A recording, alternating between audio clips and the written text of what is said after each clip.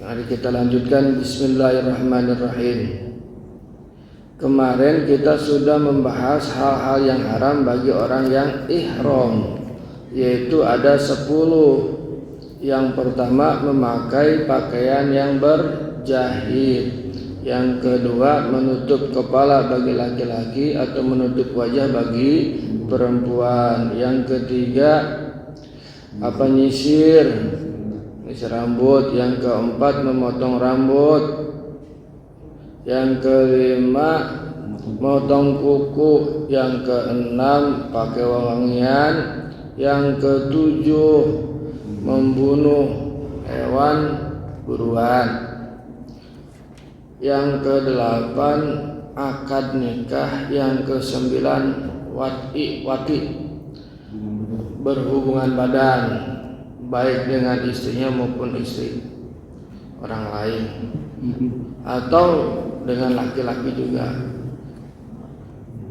Kalau wati berarti sasarannya adalah yaitu sasarannya baik lubang depan maupun lubang belakang.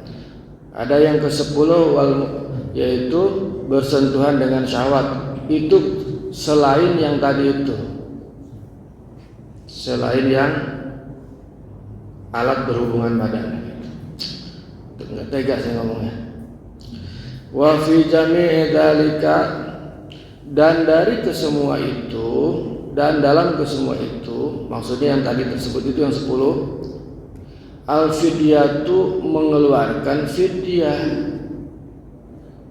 illa aqdan nikahi, kecuali akad nikah. Fa innahu, maka sesungguhnya akad nikah yang terjadi pada saat ihram, maksudnya la yan'aqidu, tidak sah nikahnya. Atau menikahkan nikah ihram teu sah nikahna oge. Wala yufsidu, dan tidak merusak haji. Maksudnya hajinya tetap jalan. Dari yang 10 itu kalau dilanggar ya, illal watu, kecuali berhubungan badan, fil farji, dalam farji. Nah, farji itu kasarnya porno ya, tapi bahasa kitanya itu, bahasa Quran juga farji.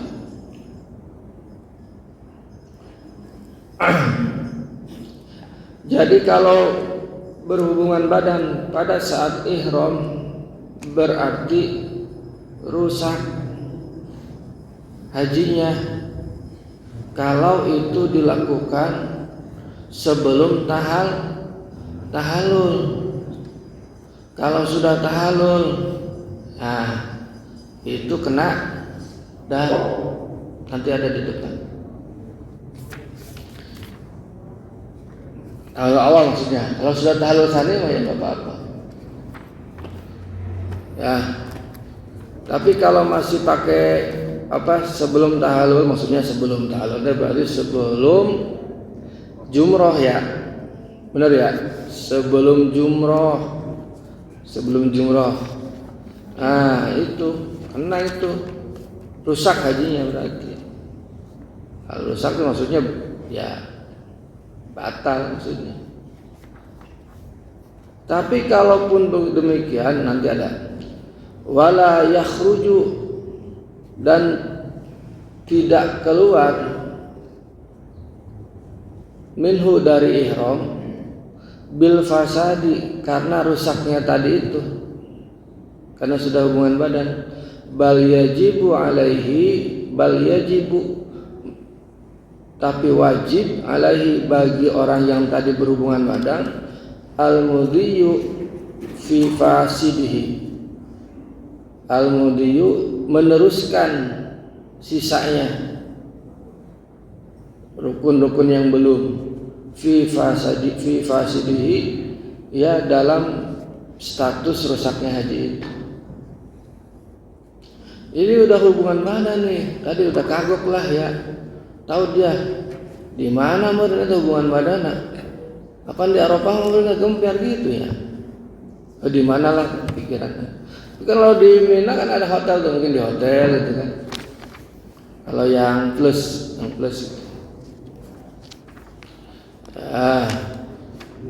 itu rusak hajinya. Tapi kalaupun sudah demikian, sudah rusak hajinya, dia tidak boleh selesai, tetap melanjutkan rangkaian haji yang belum. Itu. Wa man fatahu, barang siapa punya barang wa man fatahu, dan barang siapa fatahu kelewat orang itu al-wukufu, melaksanakan wukuf di Arafah, di Arafah, tahallala, maka dia harus sampai tahallul bi amali umratin, dengan amal umrah, wa alaihi, dan wajib baginya al-qada'u, qada', wal hadyu, dan hadyu. Jadi ada orang ketinggalan wukuf. Wukuf itu batasnya sampai fajar hari Idul Adha ya. Wukuf itu. Nah, dia enggak dari tanggal 9 ya, tanggal 9 sampai tanggal 10 subuh lah gitu. Dia baru datang tuh tanggal 10 pagi. Itu kan udah kelewat tuh wukufnya. Ya karena yang kemarin itu karena dia tarwiyah dulu gitu. Itu pernah kejadian.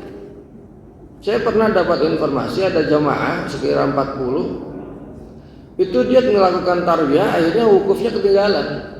Jadi siang dia baru pagi-pagi dia baru datang dari tarwiyah. Itu nggak sah itu artinya. Ada itu. Sebenarnya informasi. Nah, dari kabupaten mana ya jangan diceritain. Bisa jadi dari Kerawang. Itu tahun berapa ya saya kira? Ya sekitar sebelum tahun 2015, sebelum itu. Jadi ada sekitar 40 orang dia melakukan tarwiyah, dan tarwiyah berangkat duluan ya ke Mina ya. Nah, terus dia kan terjegat tuh, kan banyak penyekatan tuh. Ke Arafah itu kan banyak penyekatan Pak Haji. Nah, terus dia juga kecapean jalannya. Akhirnya dia telat datang ke Arafah, itu malah sudah subuh pagi. Ada pagi sekitar jam 8 lah. Punya apa itu dah nggak asal, nggak wukuf dia hitungannya. Ya kalau begitu mah kebanyakan kan orang nurut sama karomnya, ketua rombongannya, udah nggak apa-apa gitu, udah dianggap nggak apa-apa. Kan kalau haji mah semuanya awam, biarin ustadz, biarin kiai juga kadang nurut sama itu tuh. Ya kan kiai jarang-jarang ke Mekahnya, atau ya kayak biasa lah gitu, sadu-sadan tetap ke ke pembimbing menurut itu. Nggak apa-apa sih, nggak apa-apa wah. Nah, padahal itu nggak sah. Tapi dia bisa bebas dengan mengerjakan rangkaian umroh. Ya tetap aja lanjut gitu. Berarti rangkaian umroh yang belum berarti ya dia nggak wukuf nih. Berarti tawaf kemudian sa'i baru tahallul gitu udah.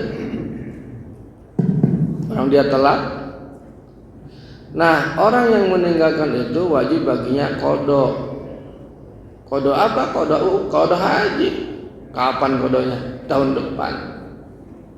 Kalau memungkinkan. Wal hadyu, dan hadyu itu berarti nyembelih kambing di sekitaran Mekah, jadi untuk masyarakat Mekah. Beda antara hadyu, udhiyah kurban ya, dan dam. Kalau dam itu berarti memang disyariatkan bagi orang yang melanggar atau memang ketentuannya. Nah, itu wajib bagi setiap jamaah haji. Contoh jamaah haji yang mengambil tamattu berarti dia melaksanakan dam. Dam itu menyembelih kambing 1 ekor 1 orang. Nah, biasa dikoordinir eta mah ku KBIH eta mah. Nu ngilu KBIH, nu teu nya dikoordinir ku pembimbingna. Nya biasa mbena ge aya nu gede anu leutik kumaha we. Da muncit di ditu mah pajian itu sret. Kan saya ikut megangin tuh. Bismillahirrahmanirrahim itu karomna majakeun. Gitu majakeun ini untuk siap anu misalkan asap jalannya begini nah zet ajiannya zet gitu ya keren banget. Itu deh mbena tarain nolak siga nu atoh. Jadi kelihatan kambing itu kayak bahagia gitu. Enggak pernah ada yang mau gitu. Enggak ada itu. Asli nurut deh itu. Gitu. Di Jabal Kurban ya. Nah, iya banyak itu. Emang resep sih ngeliatnya. Nah kalau tadi apa tadi? Dam. Nah, kalau udhiyah berarti kurban. Itu mah yang mau aja, yang sukarela. Kalau ini hadiyu mah ya sanksi, itu sama juga sanksi, tapi ini untuk orang Mekah. Kalau kurban mah bisa di luar Mekah kan. Kalau ini untuk di Mekah, di haram gitu. Di Mekah lah sekitaran haram. Untuk dibagikan di masyarakat Mekah hadiyu. Di mana gitu. Wa man taraka ruknan, barang siapa meninggalkan rukun. Lam yahilla, dia belum bisa bebas min ihramihi, dari ihramnya, hatta ya'tiya bihi, sampai mengerjakannya. Berarti kodok deui tadi itu tahun hareup berarti itu. Tapi bisa tadi itu yang pasti kalau dia meninggalkan rukun kayak tadi nggak tawaf, yang nggak wukuf, ya dia lanjutkan aja ke umroh, jadi sudah jadi bisa tahallul gitu Pak. Gitu. Ya ayeuna bayangkeun lamun urang nungguan make kain ihram terus kurun setahun. Oh nya berat itu. Makanya Pak, kita itu dari panitia atau penyelenggara haji itu wanti-wanti banget ke petugas itu. Jangan sampai ada seorang pun yang tidak wukuf. Kenapa ya tadi itu? Sudah tidak sah, harus mengkodok ngeluarin hadiyu. Kalau sudah wukuf nggak bisa. Bahkan orang yang sakit pun harus wukuf, ya kan? Orang yang sakit pun di rumah sakit dibawa wukuf, namanya safari wukuf. Jadi dia dibawa oleh ambulans ke Arafah. Ya kan macet di Arafah juga. Sudah sekitar beberapa menit, udah balik lagi. Jadi wukufnya tetap jalan. Atau misalkan kalau nggak salah itu ada juga yang ya begitu, gitu caranya. Kecuali yang misalkan di ICU Pak. Kalau yang sakit itu, kalau yang di ICU misalkan alatnya nggak ada untuk keluar itu di mobilnya, ya tetap dia harus tidak bisa meninggalkan rumah sakit, ya itu nanti dibadalkan sama si rumah sakit. Jadi kita tanda tangan tuh, tanda tangan bahwa ini akan dibadalkan oleh si rumah sakit untuk wukufnya gitu. Oh ya, tetap gitu, aturannya begitu. Kalau misalkan orang di ICU nih pasang ini, kan ada jemaah saya juga waktu itu ada yang satu orang ini dipasang ini. Aduh, ya begitu. Jadi syaratnya wukufnya yang penting datang ke Arafah. Beberapa saat juga nggak apa-apa sah. Yang penting pada saat tanggal 9 ba'da zawal ya, sampai fajar itu ke Arafah, sampai fajarnya besok. Itu wukuf teh.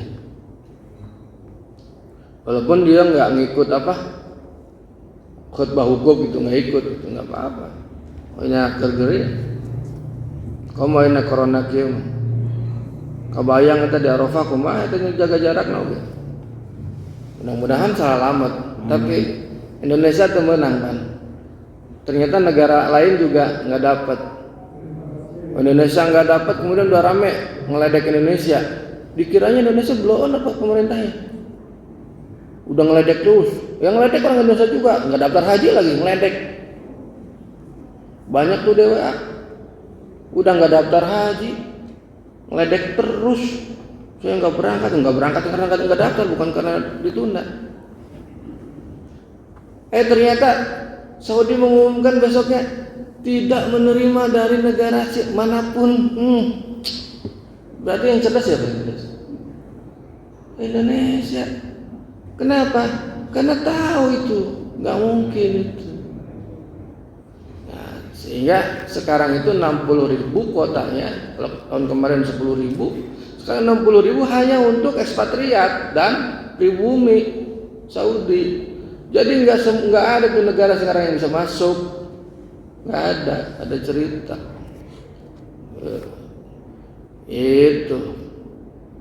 Jadi orang tuh jangan banyakkan kebencian, apa-apa diituin, dipolitisir. Orang politik bukan. Ya kira-kira jadi orang politik mah nyalek itu, nyalek yang baik itu, jangan kebencian lah di WhatsApp itu. Man taraka wajiban, barang siapa meninggalkan wajib haji, lazimahu, maka wajib baginya adamu mengeluarkan dam. Dam itu ya tadi itu nyembelih kambing. Ya, yang gitulah nyembelih kambing. Kambingnya 2 juta, berarti 500 real. Wa man taraka sunnatan, barang siapa yang meninggalkan sunat-sunat haji, lam yalzamhu, tidak wajib bagi dia, bitarkiha, karena meninggalkan sunat itu syai'un, melakukan sesuatu. Jadi kalau pas sunatan haji mah ya ketinggalin oge. Nah, mudah-mudahan kita nih yang sudah haji bisa ngulang lagi hajian atau umrohan. Yang belum haji segera daftar, sudah daftar baru kita doakan bersama agar cepat berangkat. Yang belum daftar ya kita doakan supaya rezekinya ada biar bisa daftar. Itu kalau belum daftar belum minta diberangkatin ya jangan. Itu nanti nganggapnya doa kiai enggak makbul. Padahal kan dia belum daftar. Ya. Itu. Kita minta doa ke ama misalkan, "Mak, doain saya biar berangkat haji." Lah, daftar belum? Belum. Wah, itu ngeledek itu. Daftar dulu baru.